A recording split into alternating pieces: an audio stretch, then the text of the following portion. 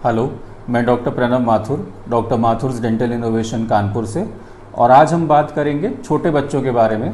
बहुत सारे पेरेंट्स की ये क्वेश्चन होते हैं कि छोटे बच्चों को ब्रश कब से कराना चाहिए। कोई कहता है कि हमारा बच्चा 2 साल का है, क्या उसको ब्रश कराएं। कोई बोलता है कि 4 साल का है। तो आज हम लोग ये जानने की कोशिश करेंगे कि बच्चों को ब्रश करवाने की राइट एज क्या है। तो उसके लिए सबसे पहले ये जानना ज़रूरी है कि बच्चों में दांत निकलना कब शुरू होते हैं। तो छोटे बच्चों में जो मिल्क टूथ होते हैं, जिसको दूध का दांत बोलते हैं हम लोग, वो 6 महीने की उम्र से निकलना शुरू हो जाता है और 2 से 2.5 साल की उम्र तक सारे दूध के दांत निकल आते हैं। बच्चों में 20 दांत निकलते हैं जिनको हम दूध के दांत बोलते हैं। तो ये 20 दांत होते हैं जो मिल्क टूथ होते हैं।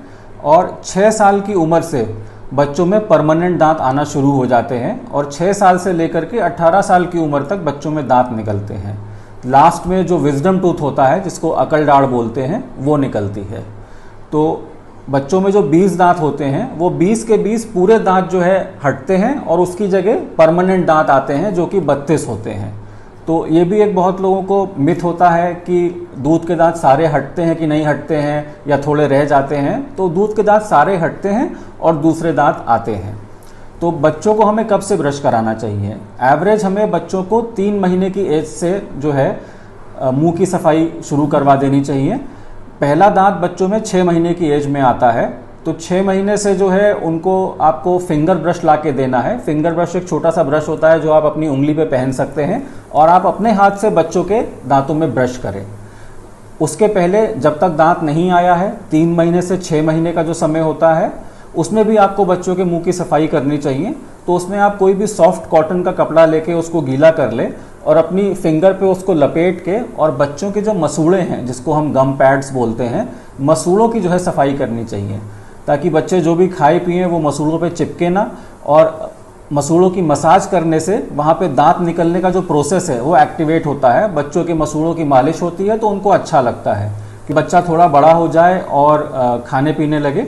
तो आपको उसको ग्रीन वेजिटेबल्स और फ्रूट्स भी देने चाहिए। जैसे गाजर है तो गाजर के छोटे पीस करके आप बच्चे को दें, जिसको वो अपने दांत से कट करके खाए। तो इससे जो है उसके दांतों में जो इचिंग हो रही है या दांत निकलने में मसूड़े में सूजन आ रही है, उसमें उसको आराम मिलेगा। बच्चे को आपको हेल्दी और न्यूट्रिशियस डाइट देनी चाहिए और उनके दांत जो है रेगुलरली आपको खुद ही घर पे चेक करते रहना चाहिए कि उसमें कहीं कीड़ा तो नहीं लग रहा है, कहीं ब्लैकनिंग तो नहीं हो रही है या गंदगी तो नहीं जमा हो रही है। तो बच्चों के दांतों में कीड़ा लगना बहुत कॉमन है। आपको ब्लैक स्पॉट दिखाई देगा दांत के किसी भी सरफेस पे, और अगर उसको कुछ दिनों तक नज़रअंदाज करें तो वो एक दांत से दूसरे दांत में स्प्रेड करता जाता है। तो इसलिए बच्चों के दांतों का भी ट्रीटमेंट उतना ही इम्पॉर्टेंट है जितना कि बड़े लोगों का है। कई बच्चों में ऐसा देखा गया है कि उनके दूध के दांत समय पे टूटते नहीं हैं और परमानेंट या पक्के दांत आना शुरू हो जाते हैं। तो पक्के दांतों को जगह नहीं मिलती है अपनी निकलने के लिए, तो वो टेढ़े मेढ़े निकलते हैं। तो यदि आपके बच्चे में ऐसी कोई दिक्कत आ रही है कि दूध के दांत गिरे नहीं हैं और परमानेंट पहले आने लगे हैं, तो आपको अपने नज़दीकी डेंटिस्ट को दिखाना चाहिए और वो उसका मैनेजमेंट आपको बताएंगे।